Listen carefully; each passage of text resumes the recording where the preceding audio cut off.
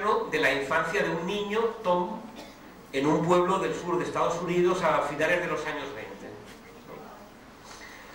Entonces, cuando comienza el verano, Tom abre un cuaderno y en la página de la izquierda la encabeza con rituales y peticiones. Y ahí Tom va a escribir lo que se repite cada verano. Si ustedes recuerdan los veranos de su infancia, los veranos de la infancia son fundamentalmente máquinas de repetición. Es decir, están llenos de rituales que se hacen una y otra vez. Cuando fuimos al huerto a coger los tomates, cuando celebramos el cumpleaños de la abuela, cuando íbamos a bañarnos al río, ¿verdad? La infancia, los veranos de la infancia están atravesados de rituales, ¿no?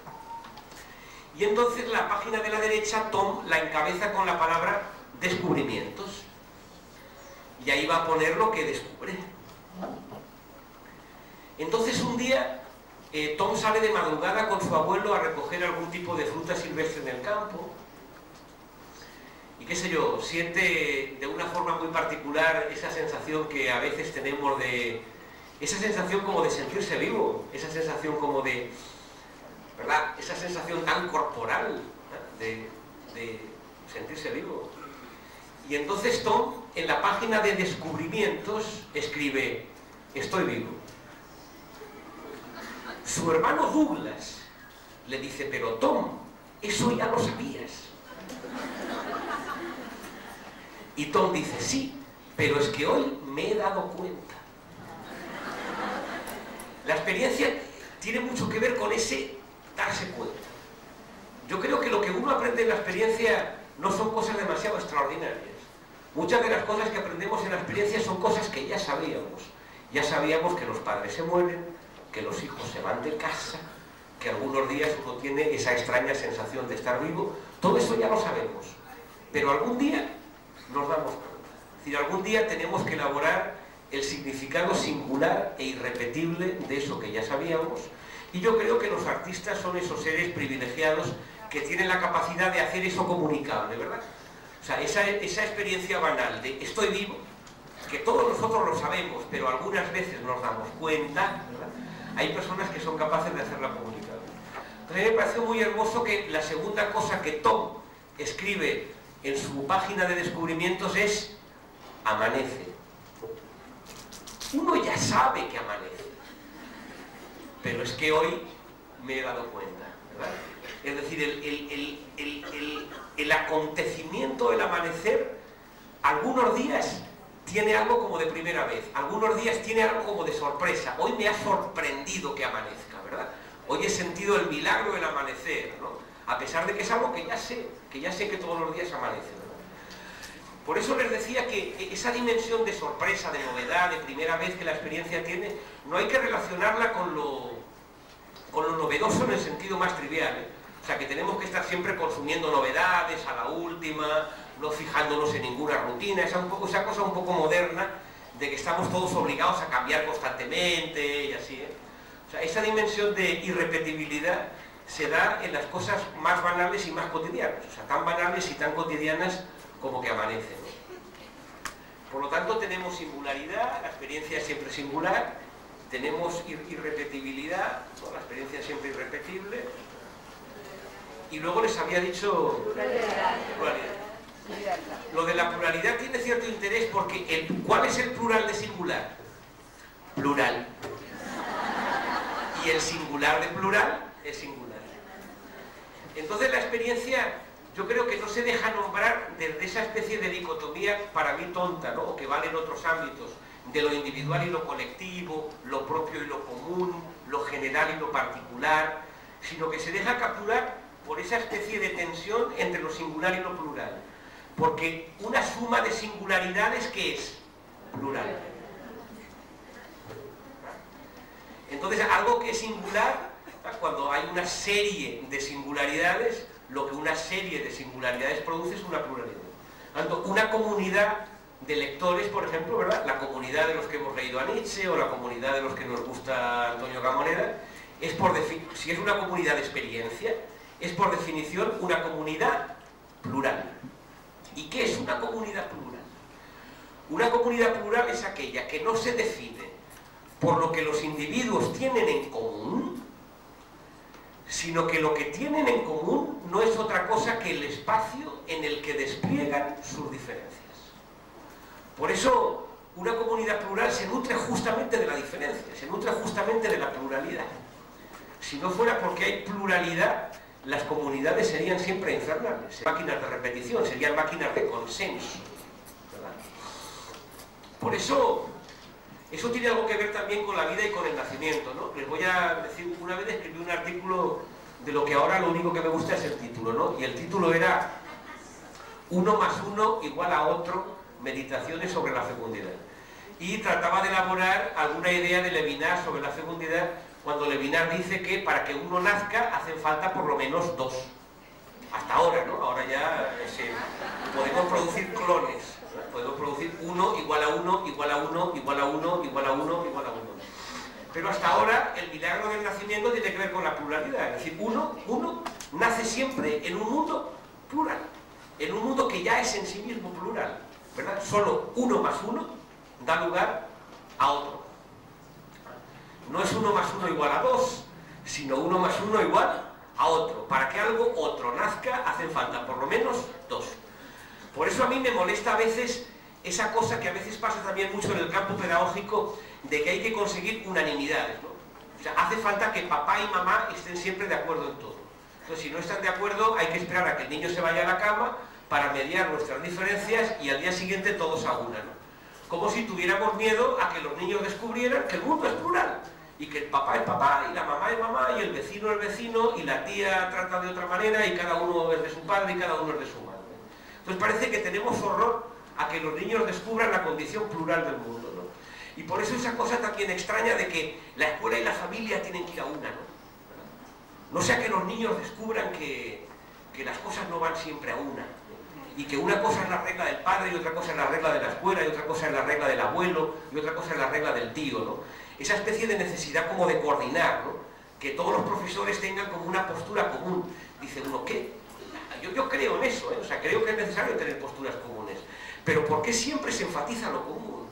¿Por qué nos da tanto miedo vivir en un mundo plural? Y nos da tanto miedo recibir a los niños en un mundo plural. En un mundo en el que la escuela es una cosa, la casa es otra cosa, la casa del tío es otra cosa, la casa de la mamá va de una manera, la casa del papá va de otra, etcétera, etcétera, ¿no? Entonces, la condición esa de la pluralidad tiene también que ver un poco con la alteridad, tiene que también ver un poco con el nacimiento. Los seres humanos nacen, por definición, a un mundo plural. Si no, no habría nacimiento, habría otra cosa, habría clonación.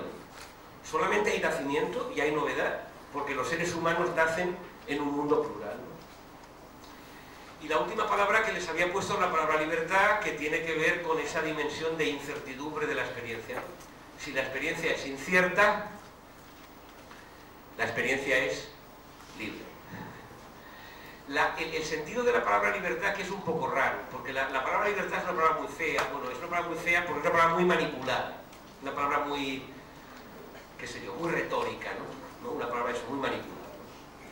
Entonces es muy complicado darle un sentido medio, señor, del que uno se pueda sentir un poco a gusto con la palabra libertad, es muy demagógica, ¿no? Eso lo decía el poeta usted, ¿no? Lo decía Hellman, me parece que en Exilios, ¿no? Decía Hellman, no soñamos otros mundos que el de la libertad, pero la palabra libertad no la palabreamos porque sabemos hace mucha muerte que lo importante no es hablar de la claridad, sino hablar claro, no es hablar del amor, sino hablar enamorado, no es hablar de la libertad, sino hablar libre, ¿no? O sea, no porque uno use mucho la palabra libertad es más libre, ni porque uno use mucho la palabra crítica es más crítico. Hay un chiste en España que se decía, que un padre le decía a su hijo, no digas tanto la palabra democracia que se te va a notar que eres un fascista, ¿no? Es decir, no por mucho decir la palabra democracia uno es más demócrata, ni por mucho decirla al revés, ¿no? Cuando uno dice demasiado la palabra amor, algo hay que empezar a sospechar, ¿no? Lo importante no es hablar de amor, sino hablar enamorado, ¿no? Es otra cosa. La cuestión es que la palabra libertad es eso, ¿no? Hablar de la libertad es como complicado, sin embargo hablar libre es algo que todos sabemos lo que es, ¿no? Es otra cosa, ¿no? Entonces la palabra libertad se ha asociado siempre demasiadas veces a la voluntad. Es decir, es libre el sujeto que es capaz de hacer su propia voluntad. El sujeto cuya voluntad no depende de la voluntad de ningún otro, ¿verdad? O sea, la emancipación emancipación de la mujer es cuando las mujeres pues ya no dependen de la tutela del marido. La emancipación de los pueblos coloniales es cuando los pueblos coloniales no dependen de la tutela de la fuerza colonial, ¿verdad? Entonces la palabra libertad está siempre asociada a la voluntad. Es libre aquel que puede hacer su propia voluntad. Y esa sonoridad de la palabra libre para experiencia, el sujeto de la experiencia no es el sujeto de la voluntad, es otra cosa, no es el sujeto de la voluntad. Aquí la palabra experiencia tiene que sonar aquello imprevisible, es decir, es libre aquello que no se sabe lo que es. Es libre, algo es libre cuando no se sabe lo que va a pasar. La libertad tiene que ver con la interrupción de los automatismos, ¿no? Si la libertad tiene que ver con que yo no tengo la certeza de que mañana será igual que hoy. O sea, yo me siento libre cuando no tengo la certeza de que mañana será igual que hoy. Cuando yo sé que mañana será igual que hoy y que pasado mañana será igual que mañana y que el día siguiente será igual y el día siguiente será igual y el día siguiente será igual, yo siento como una especie de ahogo, ¿verdad? Una especie de cosa como medio agobiante.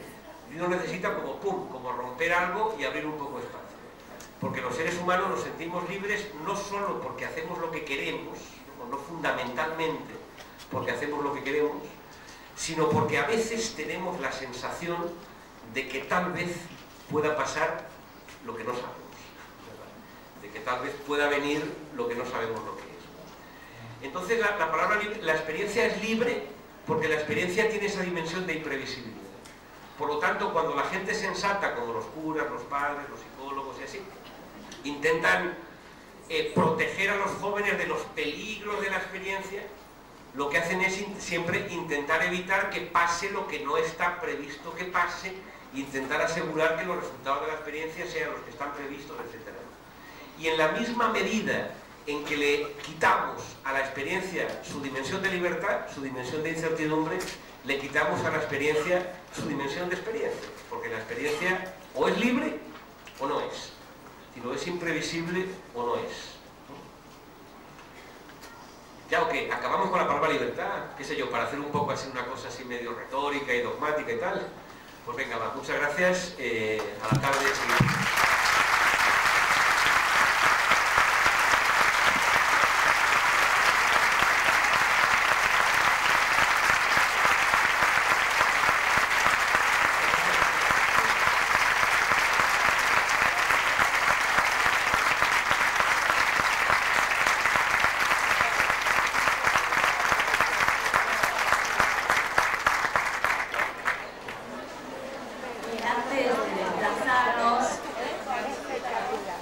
Vamos a compartir un poquito la actividad pensada para este momento. Como lo había dicho el profesor, vamos a tener hasta el almuerzo para compartir en equipos las resonancias de todo lo que estuvimos recibiendo en este rato. ¿Cómo nos vamos a distribuir?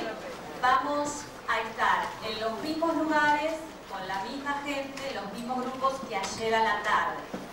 Entonces, el equipo 1, 2 y 3 se va a quedar en este salón, el equipo 4 y 5 va a estar acá al lado. Hay pautas